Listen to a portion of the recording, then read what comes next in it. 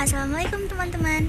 Perkenalkan, aku Alfiani Lingga dengan NIM 22272210095 dari kelas A, jurusan PGSD Universitas Sultan Ageng Tirtayasa.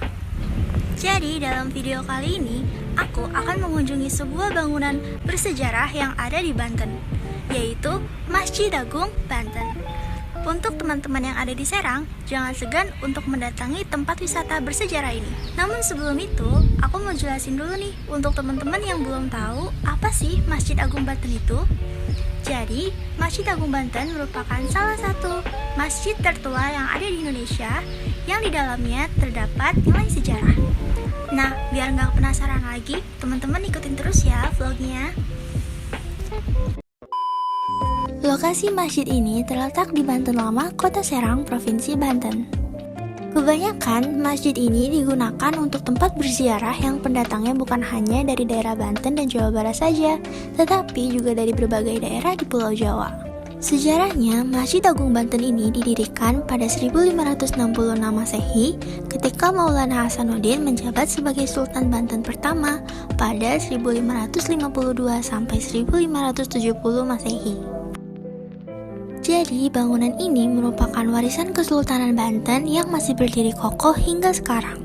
Masjid Agung Banten memiliki keunikan dalam arsitektur dengan akulturasi 3 aspek kebudayaan, yaitu Arab, Cina, dan Eropa. Nah, kalau tadi kita sudah mendengar tentang sejarah, kali ini aku akan ngejelasin beberapa keunikan yang ada di dalam tempat ini. Keunikan yang pertama yaitu atapnya yang bertumpuk 5.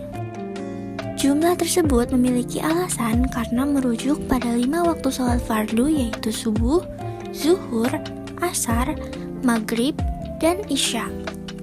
Keunikan yang kedua yaitu adanya menara. Bentuk menaranya sangat mirip dengan bentuk sebuah bangunan mercusuar. Menara ini digunakan sebagai gudang senjata dan sebagai menara pengawas. Keunikan yang ketiga yaitu bentuk pintu masuk masjid. Ketika hendak masuk masjid, kita akan mendapati pintu-pintu yang sengaja dibuat rendah sebagai perlambang untuk tunduk dan tidak menyombongkan diri di hadapan Allah Subhanahu wa Ta'ala. Karena kita sudah berada di dalam masjid, jadi aku menyempatkan untuk sholat terlebih dahulu di dalamnya. Nah, aku sedikit salvok nih sama tiang-tiang yang ada di dalam masjid yang disebut dengan saka guru dan berfungsi sebagai penyangga. Keunikan yang terakhir adalah pemakaman Sultan-Sultan Banten beserta keluarganya. Keberadaan makam ulama dan keluarga kesultanan serta museum menambah daya tarik masjid bagi masyarakat. Dengan demikian, masjid tidak semata sebagai tempat di mana hamba bermunajat kepada Tuhannya, tetapi juga sarana menginternalisasi nilai-nilai sejarah dan budaya. Di sini, aku dan teman aku menyempatkan diri untuk mengikuti kegiatan ziarah. Jadi, itulah sejarah dan keunikan dari Masjid Agung Banten.